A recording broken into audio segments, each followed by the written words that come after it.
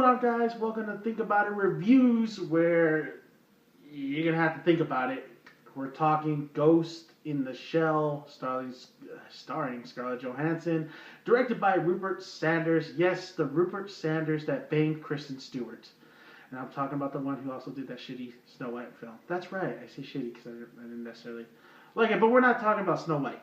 Okay, we're talking about Ghost in the Shell, and it is the live adaptation of the anime of Ghost in the Shell, but this is not the anime series that it's adapting to. It is the actual film that came out.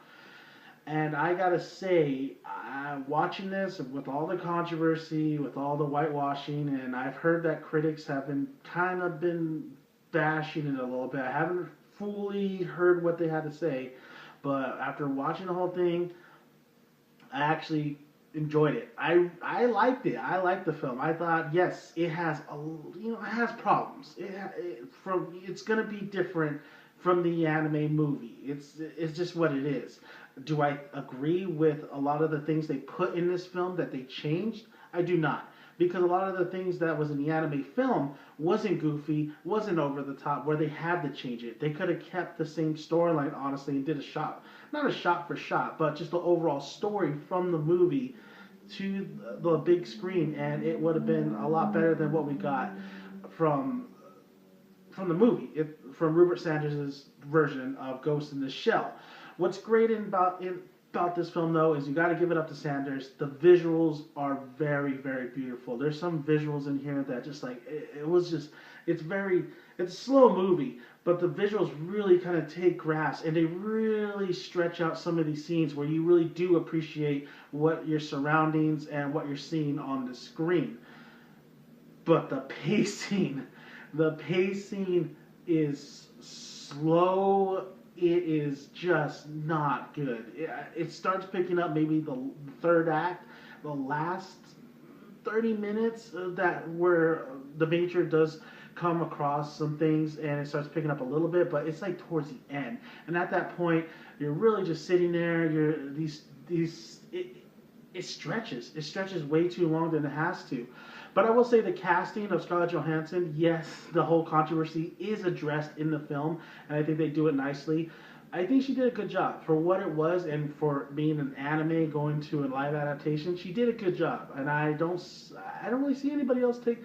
I think she can go far with this role if it does great, but it was 110 million to make this film, and this weekend it came out, and it's only made 20 million. So you do the math. I mean, they have to make at least 300 million to want to do a sequel, and they haven't released it in Japan or overseas yet, but it's gonna be it's gonna be interesting to see how much it overall takes. But I thought the relationship with Scarlett Johansson and the actor who plays Bato, the Major and Bato's relationship was absolute. I couldn't believe I liked Bato, because Bato was the one character where I had kind of a little bit of complaints about seeing a lot of the set photos because he didn't have his cybernetic eyes. He does have the cybernetic eyes in this movie, but there's a thing with it. But the relationship was really true to the anime adaptation, the anime of Bato and the Major. I thought that was actually well done. What wasn't well done was the Major's cast of characters, was the Major's crew.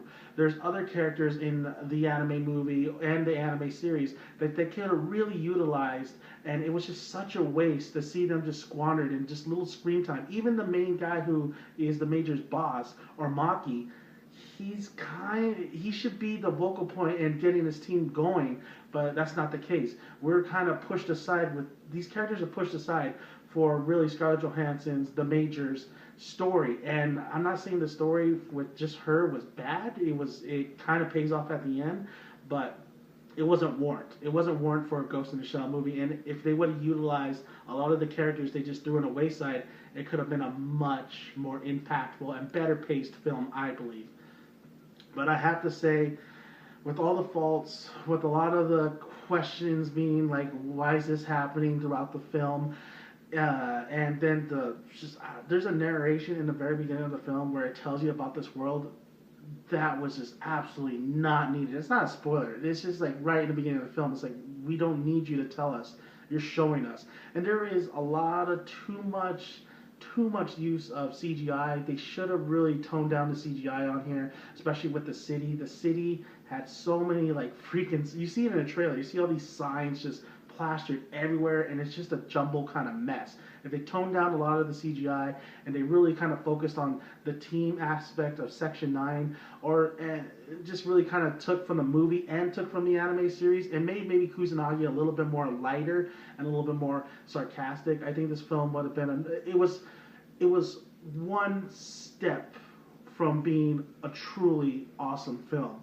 There was just moments here and there where it just missteps. But overall, I liked it. Overall, I enjoyed it. I think what really this film has going for it is the visuals, and that credit goes to Rupert Sanders. I can't believe it. Rupert Sanders actually did a visually good job with it, except he used the slow-mo way too much, and some of the iconic scenes, he didn't get the sense and tone of what the anime movie was.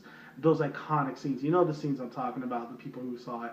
But overall, he did a good job. But if they do make a sequel, I want them to focus more on Section 9. I want them to focus more on the character aspects of this team. Because if you have that same relationship with Bato and the Major in the movie, and you just established that with the rest of the members, this movie's going to be a slam dunk. And if you bring in Neil Blomkamp, I'm saying Neil Blomkamp from District 9, Elysium, and Chappie, if you bring that guy over to make a sequel, I think he could really do a good job. I think he'd do a better job for Ghost in the Shell 2 than another Alien movie. That's what I'm saying. But overall, I do recommend you check it out. I know it's not for everybody. I know it's a very slow movie, and I know a lot of people are not going to really kind of get it in the beginning. But I think somewhere along the lines, you kind of start becoming interested. You start becoming interested in some of these characters, and you are visually just like kind of, it's something nobody's seen before, even though a lot of the movies that took from the Ghost in the Shell anime are already out, and it's been like The Matrix and Westworld and all that stuff. But it still brings something to the table, which is very shocking because Ghost in the Shell has been with us throughout different mediums. But overall, I do recommend it, and that's my review on Ghost in the Shell. So you guys should go check it out if you guys want to. I know a lot of people are interested. My subscribers are interested to know my thoughts about it. So I do recommend it. I did like it. I did not love it. I liked it. So, like I always say, guys, grab a tick, grab a seat. Make sure you got some good popcorn. But I do eat popcorn though. Anyway, I'll see you at the cinema. Bye, guys.